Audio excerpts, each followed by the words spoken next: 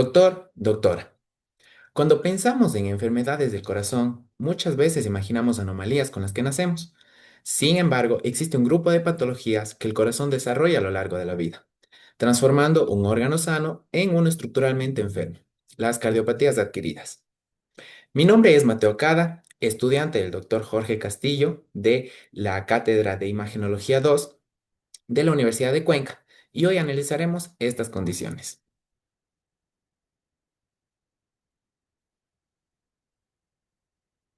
Bien, los objetivos que tenemos para esta presentación van a ser correlacionar la anatomía cardiovascular con los hallazgos radiológicos basales, evaluar críticamente las indicaciones y el rendimiento de las técnicas de imagenología cardíaca, caracterizar además los signos radiológicos clave de las valvulopatías y las miocardiopatías principales, determinar el rol de la imagen diagnóstica en la cardiopatía isquémica y sus complicaciones. Bien, algo a aclarar es que el propósito de este video no es solo memorizar signos radiológicos, sino también aprender a elegir el examen correcto para el paciente correcto, entendiendo el porqué de cada imagen y desde la radiografía básica hasta hasta la resonancia magnética, entender el porqué de la elección de cierto examen. Bien, este es el índice de lo que nosotros vamos a desarrollar durante el video. Hablaremos de las técnicas de imagen en cardiología, lo que sería la radiografía simple de tórax, la ecocardiografía, la tomografía computarizada, hablando un poco más sobre el angio-TC y el score de calcio, la resonancia magnética cardíaca y hablando un poco en medicina nuclear cardíaca, lo que sería el SPECT y PET. También dentro de la enfermedad valvular cardíaca, vamos a hablar de la estenosis aórtica, la insuficiencia aórtica, la estenosis mitral, la insuficiencia tricuspidia y la estenosis tricuspidia. Dentro de la cardiopatía isquémica, vamos a hablar de la isquemia miocárdica, el infarto agudo de miocardio. Y por último, en un cuarto bloque hablaremos de miocardiopatías, teniendo como tal la dilatada, hipertrófica y restrictiva. Bien, vamos a empezar entonces con la radiografía simple de tórax.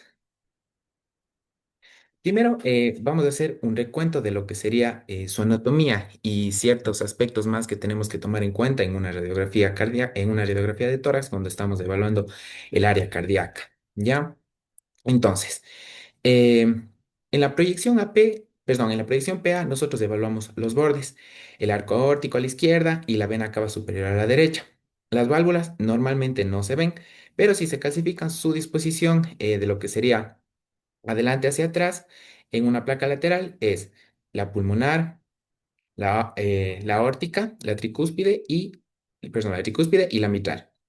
Entonces, para cuantificar el tamaño, también tenemos una medida que sería el índice cardiotorácico. Este tiene que ser mayor a 0,50 en la placa PA para indicarnos una cardiomegalia. ¿Cómo lo vamos a calcular este? Tenemos que tomar tres medidas. Trazamos una línea vertical perfecta por las apófisis espinosas que nosotros observamos en la placa y tomamos una primera medida desde esta línea hasta el borde más externo, por decir así, de lo que sería el corazón en su región em, derecha, ¿ya? Justo por acá. Y igualmente tomamos otra medida que sería desde esta línea imaginaria que trazamos en las apófisis espinosas hacia el borde máximo que correspondería al ventrículo izquierdo, ¿ya? Tenemos dos medidas y tomamos otra medida que va a ser la correspondiente a todo la distancia que se encuentra de la caja torácica por encima de lo que sería la cúpula del hemidiafragma, ¿ya? Entonces tomamos estas dos medidas y la tenemos que dividir para la tercera medida que es la de toda la caja torácica. Entonces, si es que aquí tenemos un valor de menos de 0,50 o 0,50, es un valor de un tamaño normal. Pero si es que tenemos un aumento en este tamaño, entonces se va a reflejar en un resultado de más de 0,5. ¿Ya?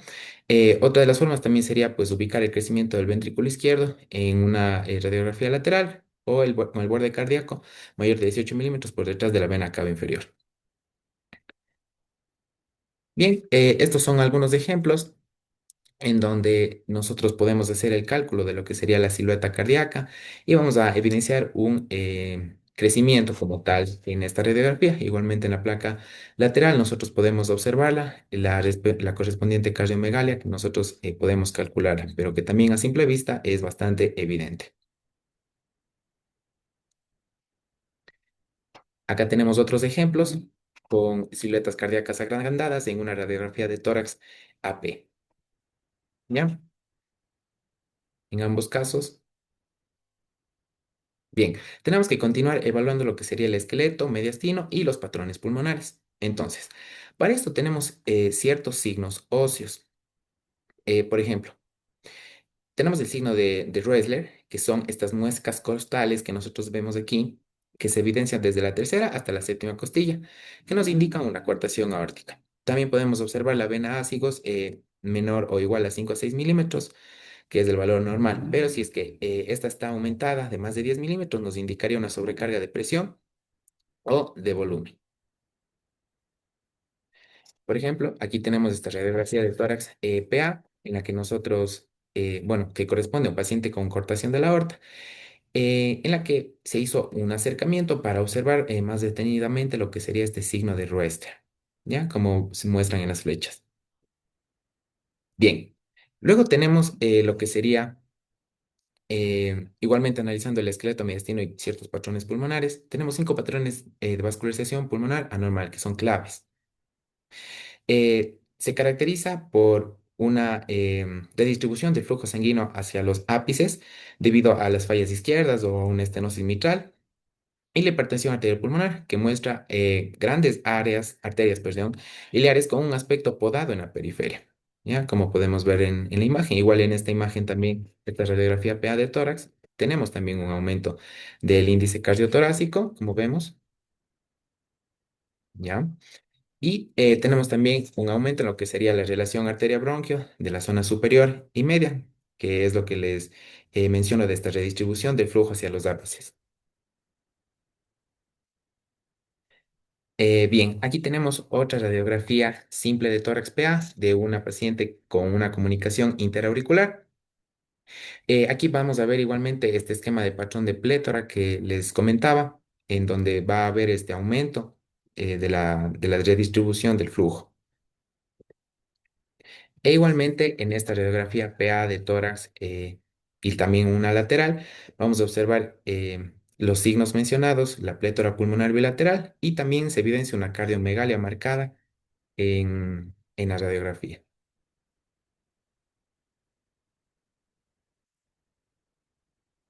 Bien, vamos a hablar ahora de la ecocardiografía. La ecocardiografía pues va a evaluar la anatomía y la hemodinámica mediante lo que sería dos técnicas, el Doppler color y que pues aquí mapeamos los flujos aplicando la regla clásica. Rojo si se acerca al transductor y azul si se aleja, donde un brillo mayor también va a denotar velocidades más altas. Y pues nuestra otra técnica que pues nos exige ir más allá de la fracción de eyección, que sería el strain por speckle tracking, que es una técnica que mide la deformación del músculo cardíaco en tiempo real, lo que nos permite diagnosticar una disfunción ventricular izquierda subclínica, por ejemplo, en etapas extremadamente iniciales o tempranas, antes de que se evidencie un fallo macroscópico en la contractibilidad. Bien. Aquí tenemos también, por ejemplo, un ecocardiograma de mapeo, flujo Doppler Doppler de color de conexiones ventrículo-coronarias en 4 pacientes, ¿ya? Se aplica el principio de los flujos con el color rojo y azul, como les expliqué, en este caso, 4 pacientes. Ahora, cuando la ventana transtorácica convencional es insuficiente, pues la ecocardiografía transesofágica es nuestra mejor alternativa. Al introducir, como vemos en imagen, un transductor en el esófago, vamos a eliminar lo que sería la interferencia física del aire pulmonar y de las costillas, logrando una resolución ideal para buscar trombos en la orejuela izquierda o evaluar vegetaciones por endocarditis, por ejemplo. Entonces, además, los estándares actuales pues integran lo que sería otra técnica, la ecocardiografía tridimensional en tiempo real. Esta es indispensable hoy en día para calcular con absoluta precisión lo que son los volúmenes de las cavidades y moldear la geometría exacta de las válvulas. Por ejemplo, aquí tenemos una ecocardiografía transesofágica en un paciente con aneurisma en senos de Valsalva, como muestra la imagen. Ya, y acá tenemos un ejemplo de esta modalidad de captación eco en tridimensional en tiempo real, donde como vemos nos hace, por decir así, lo que serían reconstrucciones en volumen completo, como vemos la técnica en tiempo real, ¿ya? Acá tenemos otro ejemplo de una ecocardiografía transesofágica de un cierre percutáneo, ¿ya? Bien, vamos a pasar a lo que sería la tomografía computarizada cardíaca, ¿ya? Esta, pues, se ha consolidado como la herramienta anatómica no invasiva de elección para el árbol coronario. Su estadio abarca, pues, dos fases como tal. El score de calcio, un examen que no tiene contraste y que mide la carga de calcio en las arterias con un valor predictivo negativo cercano al 100% para descartar infartos inminentes. Ya, como podemos ver en la imagen, aquí, como nos señala en el círculo, tenemos un score de calcio coronario moderado con una cuantificación de 398 en esta escala de Agatston, que pues un valor mayor a 100 hasta lo que sería 4, perdón, mayor a 200, em, que va a llegar hasta 400, pues nos indicaría un riesgo moderado, pero si es que es más de 400, nos indica un riesgo ya muy alto. En este caso, el riesgo moderado ya se debe hacer una intervención médica como tal, o sea, se debe hacer un, un- una intervención ya sea con un tratamiento primero farmacológico incluso, pero sobre todo nos interesa si es que hay un riesgo elevado, que pues esta nos va a marcar con una escala de Agatston mayor de 400. ¿Ya? Muy bien.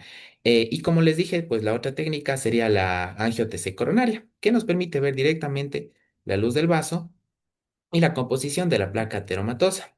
Además, hoy en día la TC pues, es un requisito obligatorio en las cardiopatías estructurales adquiridas, utilizándose para medir milimétricamente la raíz aórtica y pues planificar el implante de prótesis valvulares conocidas como TAVI. Bien, aquí tenemos otro ejemplo de lo que sería una puntuación de calcio en las arterias coronarias en una tomografía computarizada sin contraste y pues sin sincronización con el electrocardiograma. Em, Como nos muestra la imagen, ¿ya? Ahora, pasamos a la resonancia magnética cardíaca.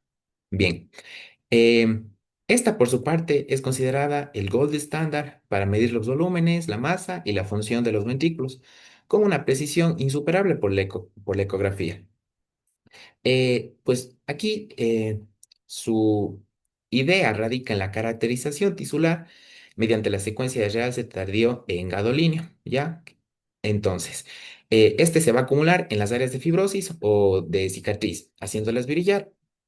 Por ejemplo, si el brillo es subendocárdico, pues sabemos que la causa es un infarto coronario. Pero si el brillo es intramiocárdico o subepicárdico, pues vamos a confirmar una miocardiopatía no isquémica. ¿Ya? Por ejemplo, aquí tenemos esta imagen de una resonancia magnética cardíaca en un paciente con una miocarditis aguda. Eh, Perdón,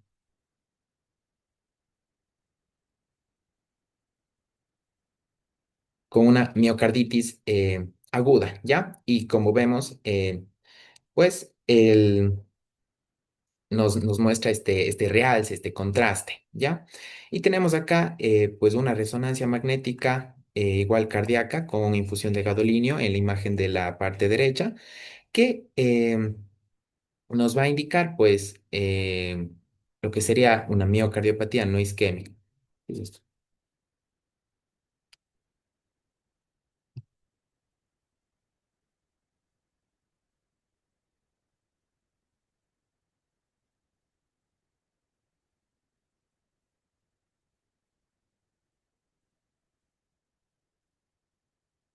A ver, bien, ahora hablando de la resonancia magnética cardíaca, pues esta se considera actualmente el gold estándar para medir los volúmenes, la masa y la función de los ventrículos, con una precisión insuperable por la ecografía.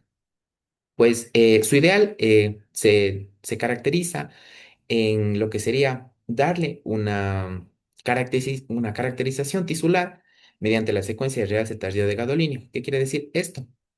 Que nosotros, al inyectar este medio de contraste y tomar las imágenes 10 minutos después, pues el gadolinio se va a acumular en las áreas de fibrosis o de cicatriz, haciéndolas brillar, como vemos en las imágenes. Ahora, si este brillo es subendocárdico, sabemos que la causa es un infarto coronario, pero si el brillo es intramiocárdico o subepicárdico, pues vamos a confirmar una miocardiopatía no isquémica. Aquí, por ejemplo, tenemos una resonancia magnética cardíaca en un paciente con una miocarditis aguda. Como vemos, tenemos este realce por el contraste de gadolinio. Igualmente en esta resonancia magnética tenemos el realce con el contraste de gadolinio. En estas otras imágenes, esta imagen de la izquierda corresponde a una resonancia magnética cardíaca que muestra un realce subepicárdico de bajo grado en la cara lateral de la pared ventricular lateral. ¿Ya? Que es más pronunciado en las porciones basales y media del ventrículo izquierdo, donde nos señalan las flechas. ¿Qué nos va a indicar entonces este realce subepicárdico? Que es una miocardiopatía no isquémica. ¿Ya? Acá tenemos otro ejemplo con esta resonancia magnética cardíaca, en donde igualmente nosotros vamos a evidenciar este realce del contraste. Ahora, vamos a pasar a hablar de lo que serían técnicas de medicina nuclear cardíaca, ¿ya? Como les mencioné en el índice, tenemos algunos aspectos que mencionar sobre este acápite. Tenemos primero lo que sería la técnica estándar, que es el SPECT, que básicamente lo que hace es tomar imágenes tridimensionales del corazón y para facilitar la interpretación clínica, pues el software de esta técnica, de este proceso, lo que hace es analizar estos datos y los proyecta en un mapa conocido como el ojo de buey o el bull's eye, ¿ya? Pues en este gráfico, las zonas normales van a brillar en rojo y en amarillo, ¿ya? Y las zonas que tengan defectos de perfusión se van a teñir de azul o de negro, como vemos aquí se va a teñir de azul, ¿ya? Esta herramienta tiene un rendimiento diagnóstico altísimo, incluso alcanza sensibilidades y especificidades del 90%, superando por mucho a lo que sería la prueba de esfuerzo, la prueba de esfuerzo electrocardiográfica convencional, ¿ya? Para complementar, pues, la perspectiva clásica del espectro, la cardiología nuclear moderna, pues, se ha apoyado fuertemente en lo que sería la técnica del PET cardíaco, que utiliza el 18F, el 18F-FDG, es decir, el fluordoxiglucosa, como un radiotrazador metabólico. Entonces, este PET también va a ser el estándar de oro no invasivo para determinar la viabilidad miocárdica, ¿ya? Su principio, pues, es muy interesante.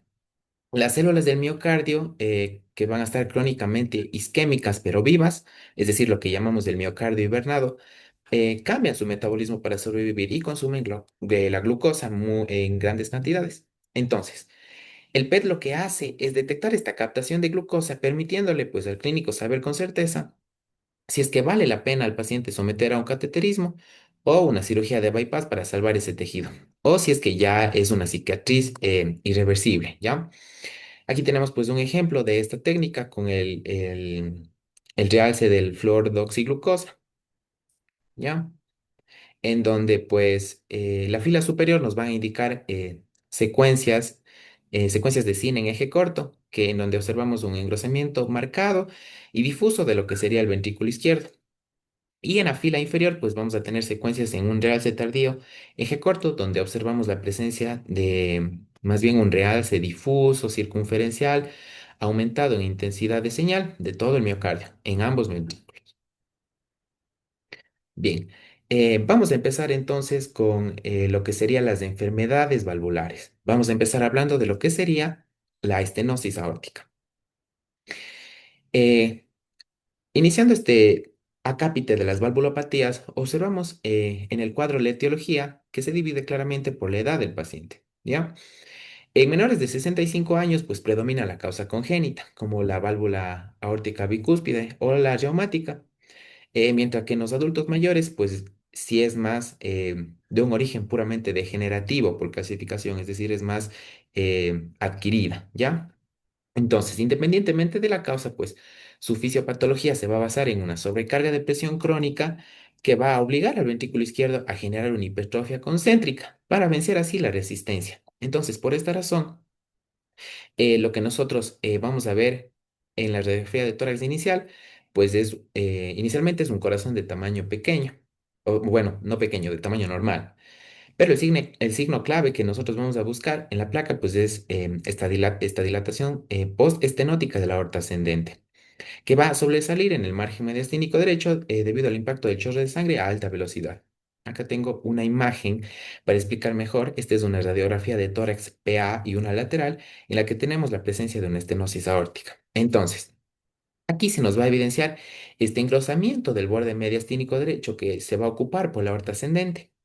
Además, en esta parte la aorta descendente va a estar desplegada, es decir, se mueve, pero su calibre está normal. El tamaño del corazón es normal y pues no se observan como tal anomalías pulmonares ni pleurales. Ya. Ahora, para cuantificar pues la gravedad de esta estenosis, lo que sería la ecocardiografía Doppler es nuestra primera línea de elección que nosotros debemos tomar. Esta lo que va a hacer es calcular el área mediante la ecuación de continuidad.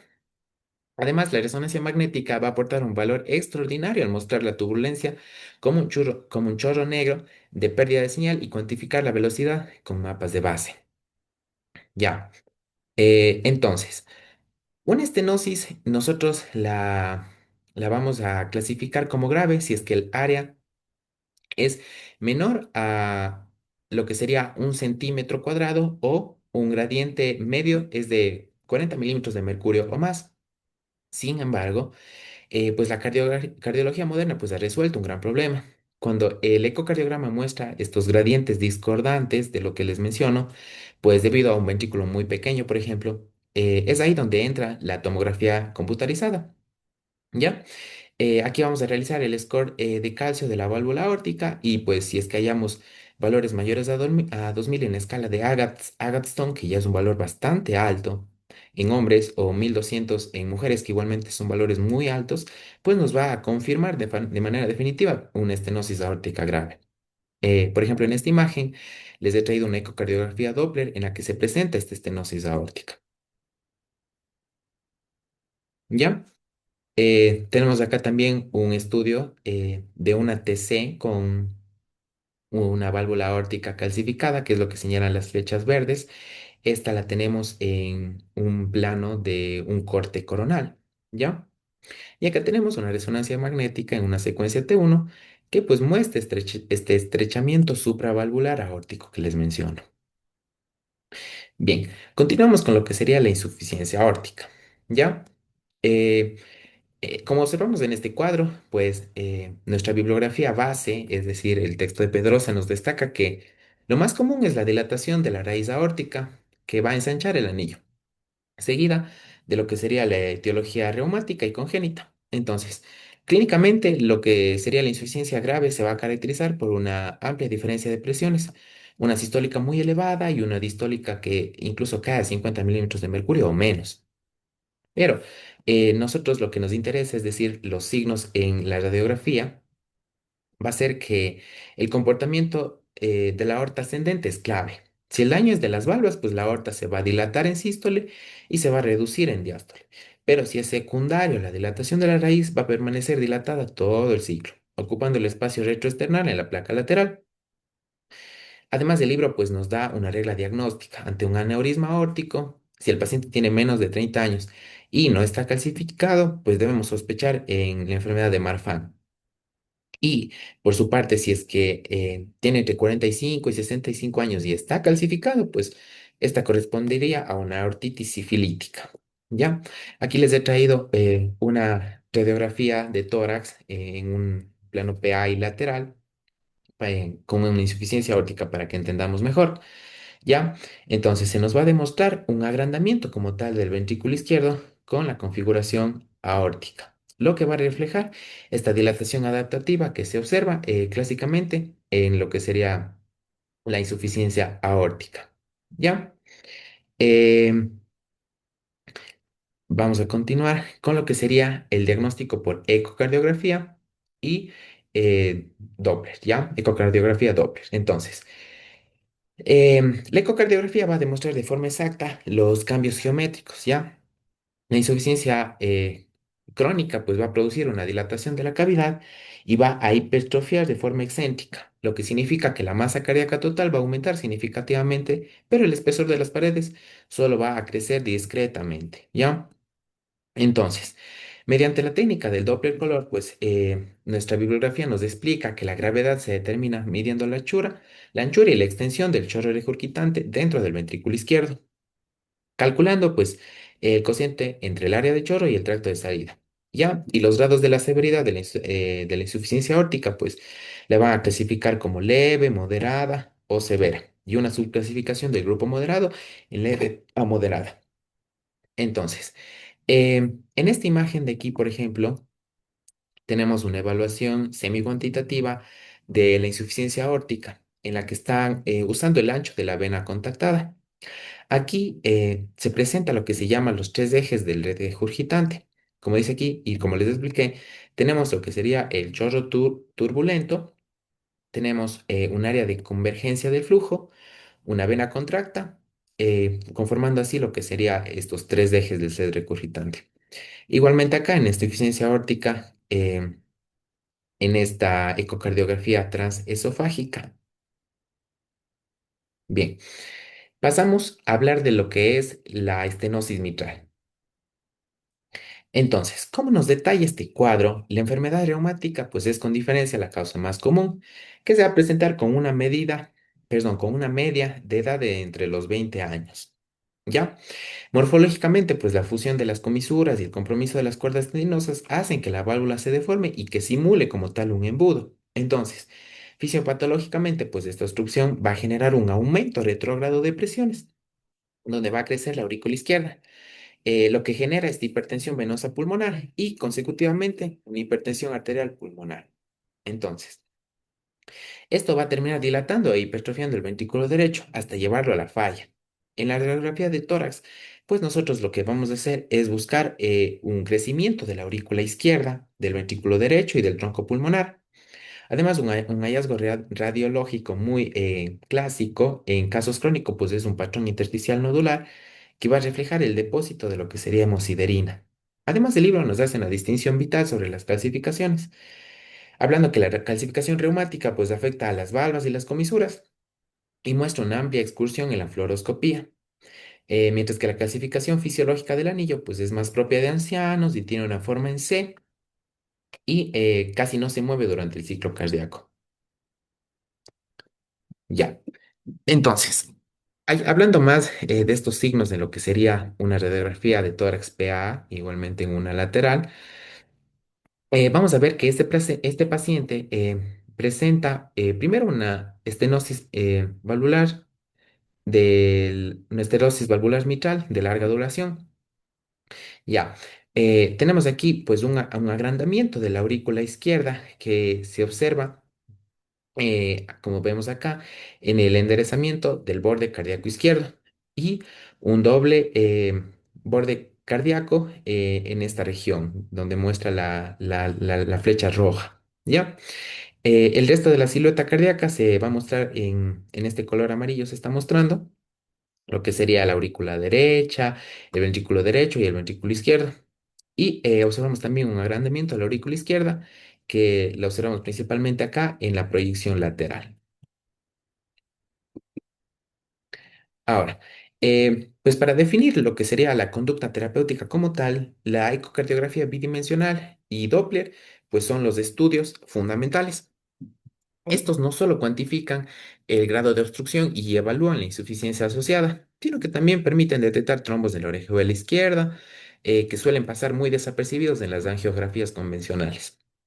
Entonces, Pedrosa nos describe un sistema de puntuación ecocardiográfica de enorme relevancia clínica que va desde los 0 a los 16 puntos, basándose en cuatro características: la movilidad, el engrosamiento de las valvas, el compromiso subvalvular y la calcificación. Si el paciente obtiene una puntuación baja, o sea, de 0 a 4, por ejemplo, en cada punto, lo que significa va a tener una válvula móvil, poco calcificada y libre de trombos. Entonces se predice un excelente éxito para una realización de una valvuloplastía. Aquí, por ejemplo, tenemos una ecocardiografía 2D con una estenosis mitral en donde se ven las valvas engrosadas y restringidas. Aquí se dice que se muestra un signo en forma de palo de hockey de lo que sería la valva anterior de la válvula mitral y tenemos acá a la valva posterior igualmente de la válvula mitral que va a estar engrosada y restringida. En esta imagen acá, por ejemplo, tenemos un Doppler color a nivel de la válvula mitral en una vista de las cuatro cámaras del esófago medio. ¿Ya? Por su parte, lo que sería la resonancia magnética en secuencias de ecogradiente nos va a evidenciar a la estenosis como una marcada ausencia de señal o una zona negra en el ventrículo izquierdo durante la diástole, permitiendo medir así de manera eficaz los gradientes mediante su mapa de velocidades. Entonces, como vemos aquí en esta resonancia magnética en un corte sagital de cuatro cámaras, se aprecia esta masa en el velo anterior de la válvula mitral, donde nos señala la flecha y pues es este signo como les menciono. Vamos a continuar con lo que sería la insuficiencia mitral. Esta, pues, está definida más bien como la incapacidad de sellar este orificio mitral en sístole. Entonces, como detalla el cuadro, la causa más común en el hemisferio occidental, pues, es el prolapso valvular o la válvula en paracaídas, como se le dice. Seguido, pues, también de lo que sería la enfermedad reumática. También va a destacar la afección isquémica que puede causar fibrosis o incluso rotura de los músculos papilares. Además, en la radiografía de tórax, pues em, lo que sería el signo dominante es el crecimiento de la aurícula izquierda. ¿Ya? Vamos a evidenciarlo mejor en esta radiografía de tórax PA y lateral que tiene una insuficiencia mitral. ¿Ya? Entonces, como les digo, los signos más característicos pues va a ser el crecimiento de la aurícula izquierda, que pues en esta proyección frontal, como vemos, em, se produce una imagen de doble densidad y rectifica el borde cardíaco izquierdo por agrandamiento de su orejuela. ¿Ya? Pedrosa también nos da un dato semiológico fundamental para diferenciar las valvulopatías mitrales en la placa. En la insuficiencia, pues el rasgo dominante va a ser un crecimiento gigante de la aurícula izquierda, ¿ya? Con una congestión pulmonar leve, mientras que si fuera una estenosis, la hipertensión venosa pulmonar va a ser severa y el crecimiento, en cambio, auricular, pues es más escaso. Entonces, como les mencionaba en esta radiografía de tórax, eh, se muestran signos de dilatación de la aurícula izquierda, es decir, este doble contorno en el lado derecho, ya que es como vemos en verde. También vemos la carina ensanchada que está en azul y igualmente la aurícula izquierda, como les mencioné, que está agrandada. Em, en general, pues el corazón también presenta una cardiomegalia y en esta proyección lateral, pues la aurícula está desplazando hacia atrás al bronquio principal izquierdo y al esófago. ¿Ya? Ahora, para profundizar lo que sería la morfología, pues la ecocardiografía va a analizar las valvas en las vistas de cuatro cámaras y eje largo. ¿Ya? Entonces, aquí se va a observar que sobresalen hacia la aurícula en sístole. Entonces, el estudio Doppler color, pues lo que nos va a hacer es confirmar el diagnóstico al rastrear este chorro regurgitante que ya habíamos venido hablando. Entonces, aquí nuestra bibliografía nos da otra regla clínica base, ¿ya? Una aurícula izquierda gigante nos va a hablar de lo que sería una insuficiencia crónica, ya que la insuficiencia mitral, pues la aurícula no tiene este tiempo de dilatarse, presentándose con un tamaño normal, ¿ya? Y a pesar de ser grave, pues, si es que tenemos nosotros en cambio una sospecha aguda, la ecocardiografía transesofágica es en cambio el método de elección, pues, para identificar las perforaciones por endocarditis o la rotura de cuerdas tendinosas. A ver, como vemos nosotros en esta imagen, tenemos una insuficiencia mitral severa en una ecocardiografía torácica y acá tenemos un ecocardiograma transtorácico en igualmente una insuficiencia mitral, donde se representa el chorro azul de sangre que se dirige hacia el ventrículo izquierdo, es decir, la cavidad superior derecha, hacia la aurícula izquierda, la cavidad inferior derecha y durante la sístole. Entonces, la insuficiencia mitral, pues en este caso, en este paciente se debió a la rotura de las cuerdas tendinosas y al prolapso de la valva posterior de la válvula mitral. Continuamos con lo que sería la insuficiencia tricuspidia, ¿ya? Entonces, Pedrosa es muy categórico al señalar que la causa más frecuente es la insuficiencia ventricular derecha de cualquier origen. Además, nos aclara que, pues, la valvulopatía reumática tricúspide aislada no existe, ¿ya? Entonces, otras causas descritas también sería la endocarditis, que destruye, por ejemplo, eh, la válvula rápidamente, o los traumatismos que provocan más bien un descongelamiento de la válvula. Además, el síndrome carcinoide por tumores digestivos, pues la serotonina como tal arruga a la válvula causando la estenosis y la respectiva insuficiencia. Además, pues la anomalía congénita de Epstein sería otra de las causas. Entonces, clínicamente, la forma crónica pues va a destacar una distensión venosa yugular, el soplo sistólico en el borde external izquierdo y un hígado que suele aumentar de tamaño y presentar pulsaciones sistólicas como signos, ¿ya? Ahora, en la radiografía de tórax presentamos todos estos signos, ¿ya? Que pues en esta imagen, en esta radiografía PA y lateral de tórax, los podemos describir, que sería lo más típico, la dilatación de las cavidades derechas, el agrandamiento de las venas cava superior e inferior y, por ejemplo, una marcada oligemia pulmonar, que pues esto se refiere a una falta de flujo en los campos pulmonares. Entonces, el libro nos explica que la gravedad máxima de esta insuficiencia pues ocurre típicamente cuando hay una obstrucción en el sistema arterial pulmonar, pero el tabique interventricular se va a mantener intacto. Entonces, detallando un poco más esta radiografía, pues la cardiomegalia que presenta el paciente en este caso es muy evidente, ¿ya? También se presentan cambios leves de edema pulmonar y no se observa como tal una consolidación focal ni en el espacio aéreo, ni tampoco se observa lo que sería un derrame pleural. Además, observamos en ambas proyecciones que el paciente tiene un marcapasos implantado de doble electrodo en la pared torácica derecha. Bien, para el diagnóstico definitivo pues, de las alteraciones estructurales de la válvula tricúspide, la ecocardiografía bidimensional va a ser excelente y nos permite mapear con precisión milimétrica el daño por endocarditis. Además, cuando se trata de graduar esta severidad de la patología, pues Pedrosa establece que la ecocardiografía Doppler color, perdón, es el método de elección absoluto. Esto se debe pues a su capacidad de lo que sería para demostrar visualmente la turbulencia y el mapa de color dentro de la aurícula derecha, lo que sería todo esto durante la sístole ventricular, permitiendo medir la extensión del chorro regurgitante para guiar, pues, decisiones clínicas del paciente.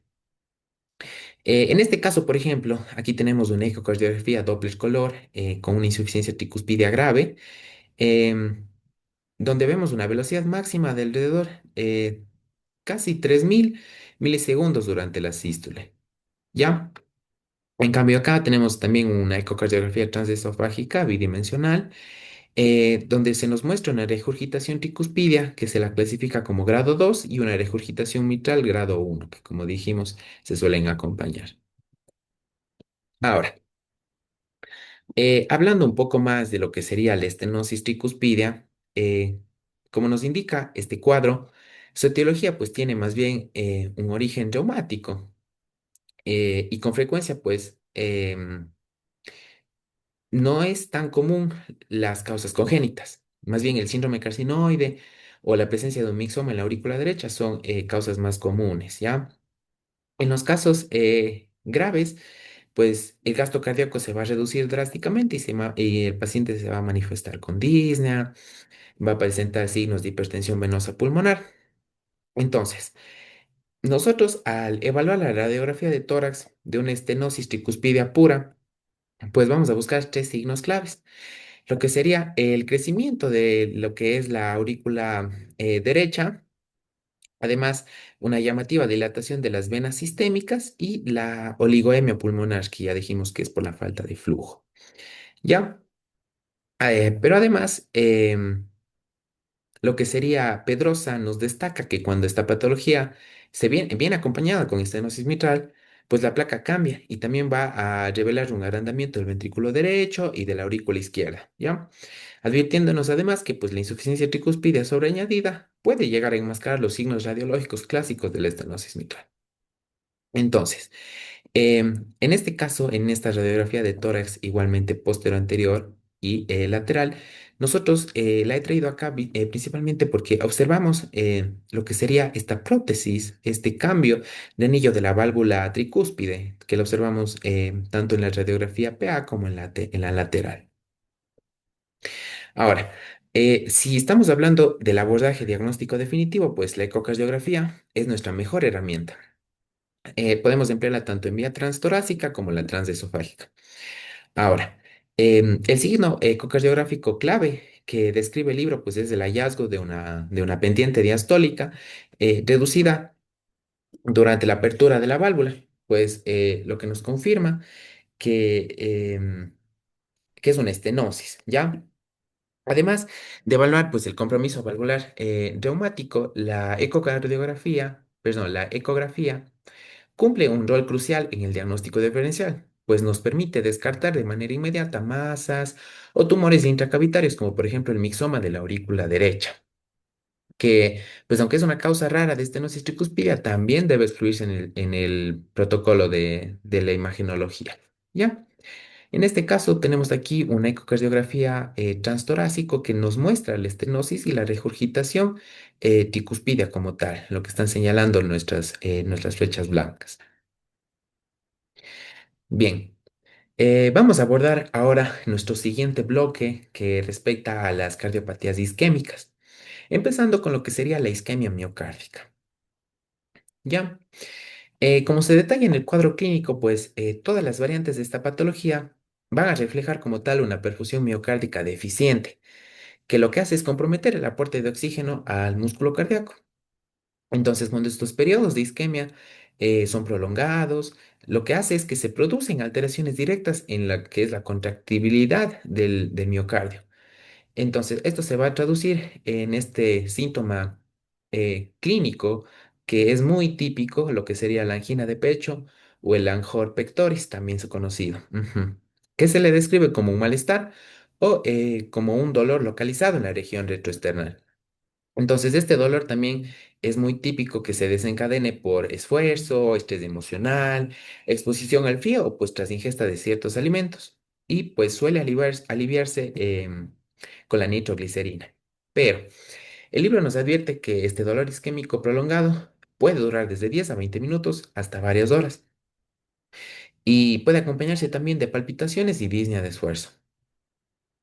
Entonces, aquí, por ejemplo, en esta TC de tórax, con una técnica de score de calcio coronario a nivel de la base del corazón, la he traído porque este paciente, o sea, tenemos dos pacientes. El paciente de la imagen A es un paciente asintomático que pese a ser asintomático, pues ya presentó lo que sería una calcificación leve en la arteria coronaria descendente anterior izquierda, lo que nos señala la flecha.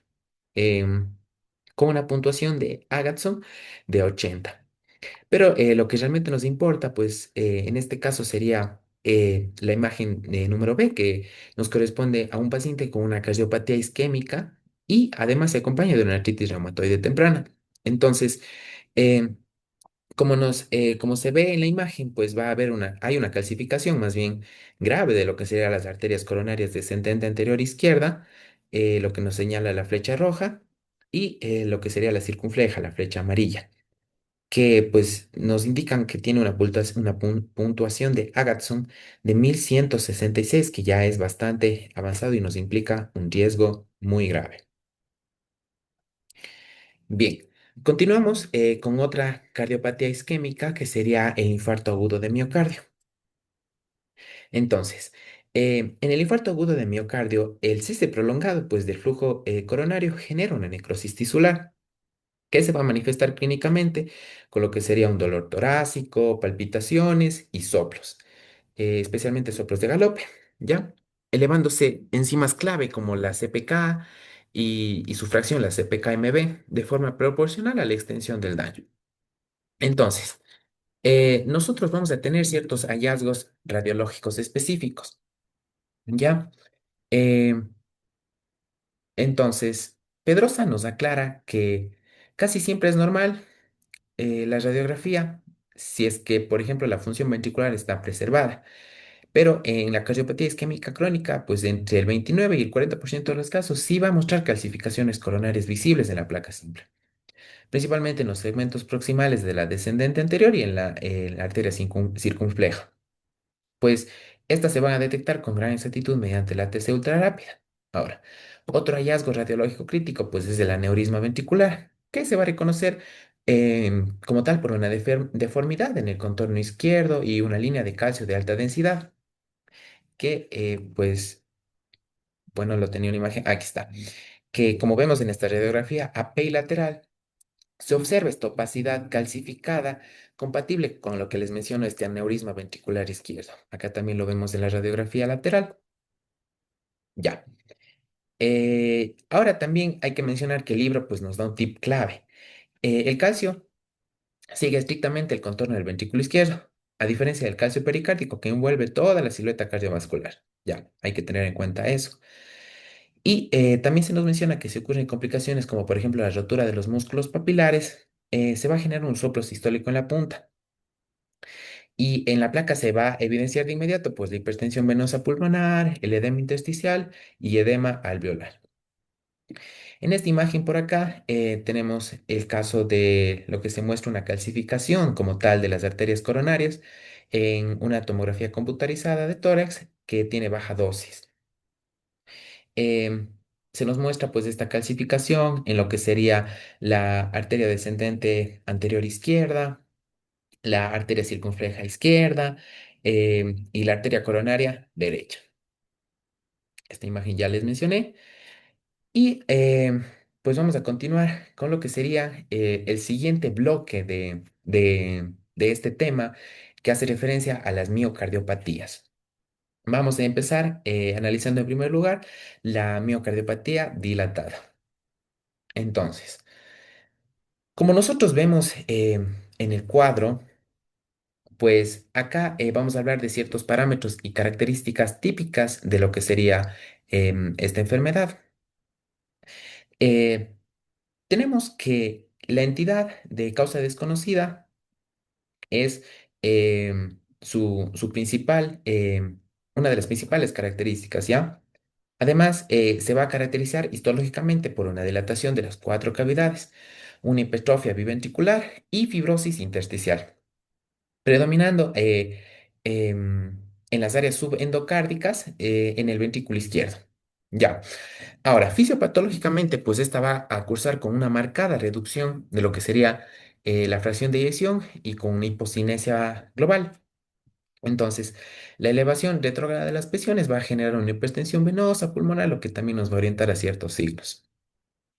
Pero principalmente, pues el signo cardinal es un crecimiento cardíaco masivo que se va a presentar a expensas de este ventrículo izquierdo, que aquí hace que la silueta cardíaca adquiera em, una similitud con lo que sería una presentación de un derrame pericárdico masivo.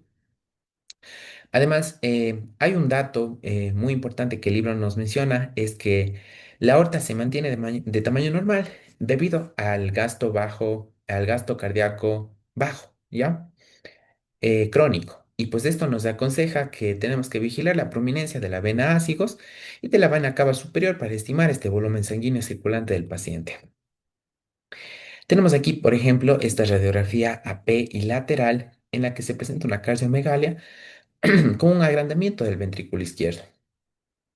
En esta, nosotros no observamos signos radiológicos como tal de edema pulmonar, tampoco observamos consolidaciones focales y más bien este aplanamiento del receso costofrénico izquierdo nos orienta más bien a un pequeño derrame pleural. Y como se mencionó, pues la aorta se mantiene de tamaño normal por este bajo gasto cardíaco. Ahora, para el diagnóstico definitivo y la cuantificación, pues nos debemos apoyar en los estudios de alta resolución.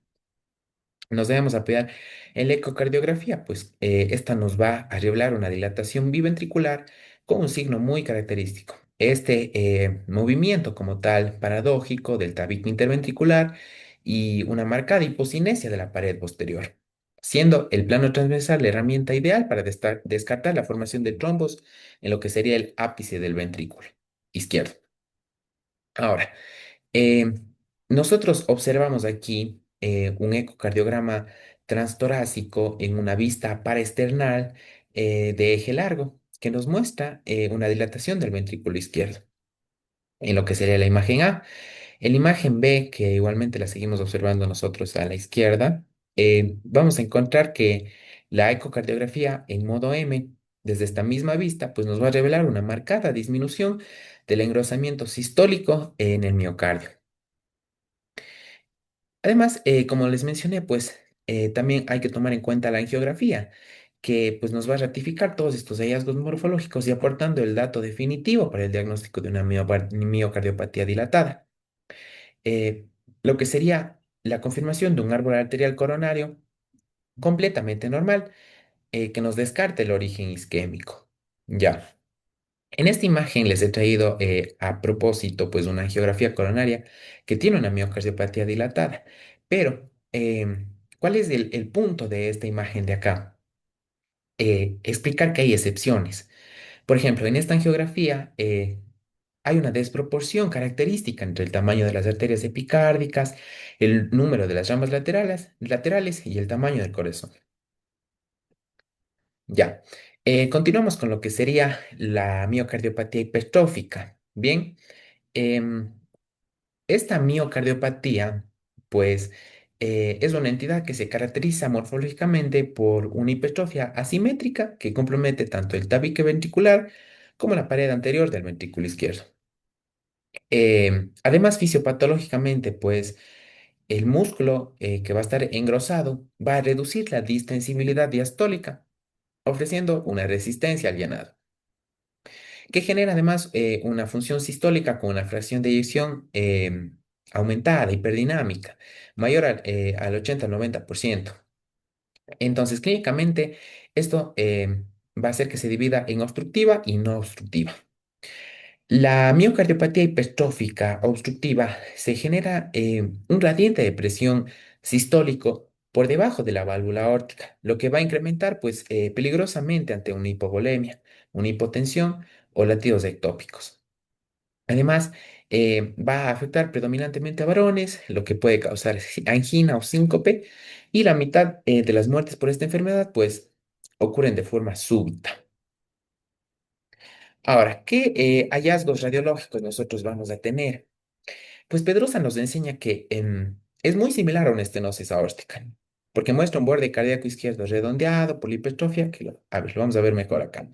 Tenemos aquí una radiografía AP con esta cardiomiopatía hipertrófica que además em, se va a acompañar de una cardiomiopatía por estrés superpuesta. Entonces, lo que nosotros observamos, como dijimos, es este borde cardíaco izquierdo redondeado por la hipertrofia.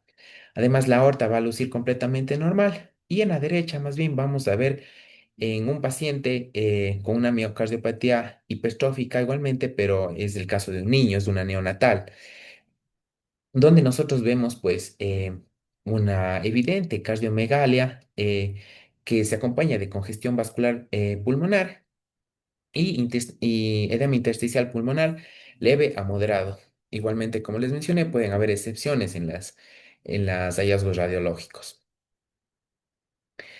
Continuamos hablando de lo que sería la miocardiopatía restrictiva.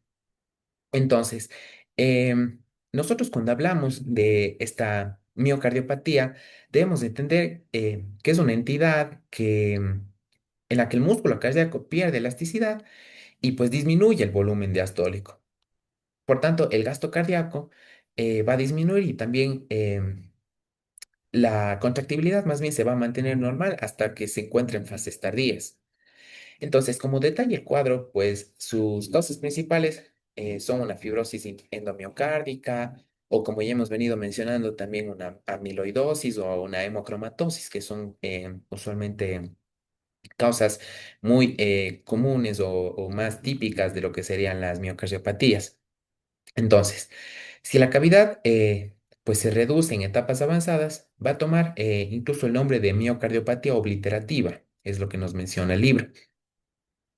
Hablando más bien fisiopatológicamente, esta miocardiopatía pues va a compartir con la pericarditis constrictiva un llenado diastólico más bien truncado al final de la diástole, lo que genera pues una onda bimodal en las curvas de presión. Además, clínicamente, pues va a cursar con lo que sería una mezcla de falla izquierda, lo que el paciente va a referir de disnea y tos, y signos de lo que sería una falla derecha, con lo que sería la citis y los edemas que refiere el paciente. Además, se va a presentar pues esta ingurgitación yugular con un descenso rápido de las ondas X y Y, igual como signos en el paciente. Ahora, en la radiografía de tórax, pues los hallazgos suelen ser medio inespecíficos. Se puede mostrar un corazón normal o incluso uno agrandado con un crecimiento desproporcionado de las aurículas por insuficiencias funcionales. Pero Pedrosa nos recalca que el hallazgo radiológico, pues que es más importante, es la ausencia de una calcificación pericárdica, lo que nos orienta más bien a la restricción del músculo en lugar de una constricción externa como tal. Entonces, tenemos aquí estas dos placas, ambas radiografías de tórax vistas AP, que ambas van a presentar como tal esta miocardiopatía. Entonces, em, en lo que sería la radiografía izquierda, que nosotros vemos a la izquierda, observamos que hay una ausencia de lo que sería la calcificación pericárdica.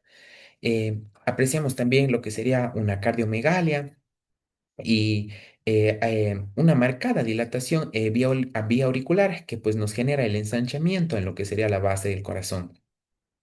Se asocia también a signos de hipertensión venosa, hipertensión venocapilar, perdón, pulmonar, con signos prominentes en los ilios y una redistribución de flujo hacia los campos pulmonares superiores. Estos son hallazgos característicos de la congestión retrógrada por la disfunción diastólica, en este caso de la miocardiopatía restrictiva. En el caso de la radiografía de la derecha, pues nosotros vamos a observar, como les dije, puede haber una discordancia entre la silueta cardíaca. En este caso, por ejemplo, tenemos una silueta cardíaca con un tamaño global conservado, em, lo cual también puede ser característico de esta miocardiopatía restrictiva, ya que la disfunción pues, es principalmente diastólica y no suele causar con cardiomegalias masivas.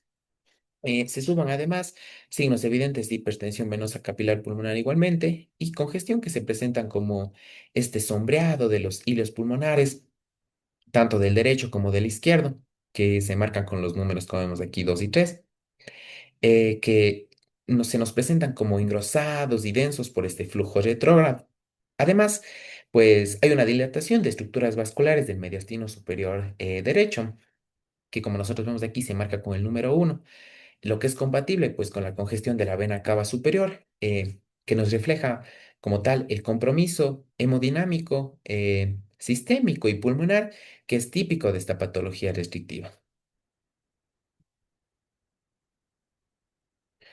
Bien, ahora casi ya para finalizar, pues lo que nosotros vamos a hacer es hablar un poco más de lo que sería el dilema diagnóstico, en donde dos técnicas nos van a ayudar muchísimo, lo que es la ecocardiografía y la resonancia magnética.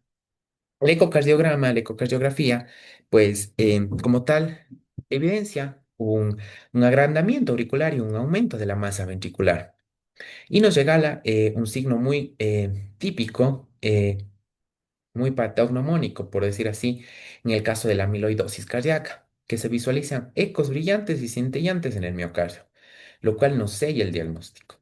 Entonces, como vemos acá en esta ecocardiografía de un paciente con esta miocardiopatía restrictiva, Pero en el caso más de un contexto de una mutación familiar de la troponina T, pues nosotros vamos a observar la ecocardiografía en vista de cuatro cámaras apical, que apicalmente evidencia un marcado y desproporcionado agrandamiento de ambas aurículas en contraste con un tamaño normal de las cavidades ventriculares. Se observan además lo que serían las mediciones del diámetro auricular longitudinal, que como las vemos acá, están marcadas con los puntos 1 y 2 y registran pues valores de 6,49 centímetros y 7,09 centímetros, lo que nos demuestra una severa dilatación vía auricular que es secundaria a la restricción del llenado ventricular, con preservación del volumen de los ventrículos.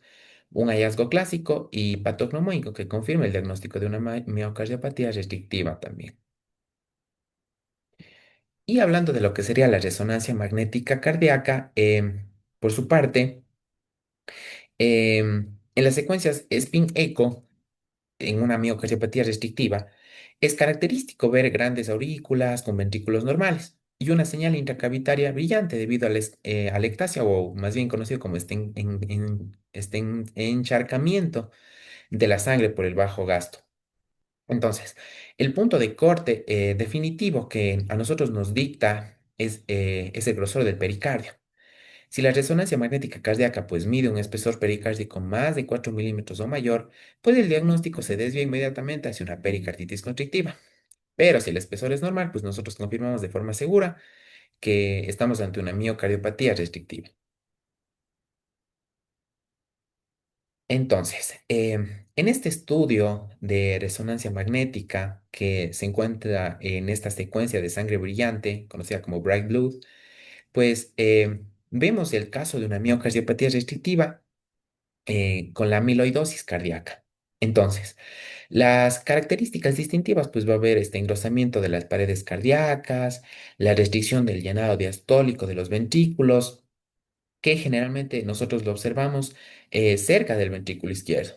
Tenemos una fracción de eyección reducida, a diferencia de la fracción de eyección inalterada o incluso aumentada en las miocardiopatías hipertróficas.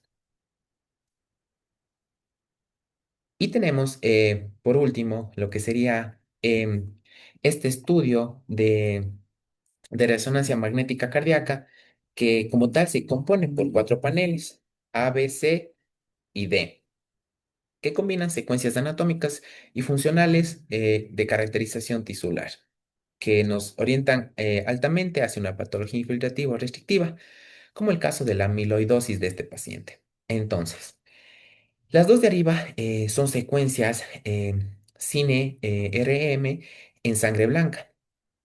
Esta imagen, la imagen A, nos muestra una dilatación biauricular con ventrículos de tamaño normal. Y lo que sería la imagen B, pues nos muestra como tal una hipertrofia ventricular izquierda concéntrica con un derrame pericárdico leve. Y las dos imágenes de abajo, en el caso, bueno, en las dos imágenes de abajo, primero estas se encuentran más bien un realce tardío de gadolinio, ¿ya? Y se observa pues este realce tardío en, en lo que sería todo el subendocardio del ventrículo izquierdo, eh, sin ajustarse pues a ningún territorio coronario. Y acá en imagen D, pues se observa lo que sería un realce tardío con gadolinio en la sección del eje corto del ventrículo izquierdo, lo que nos da la sugestión de una infiltración global, como nosotros nos vemos señalando en la flecha. Y eso sería todo. Muchas gracias por su atención. He rescatado esta frase que me gustó muchísimo. Siempre es interesante lo que puedes encontrar en el interior de las personas. Muchas gracias.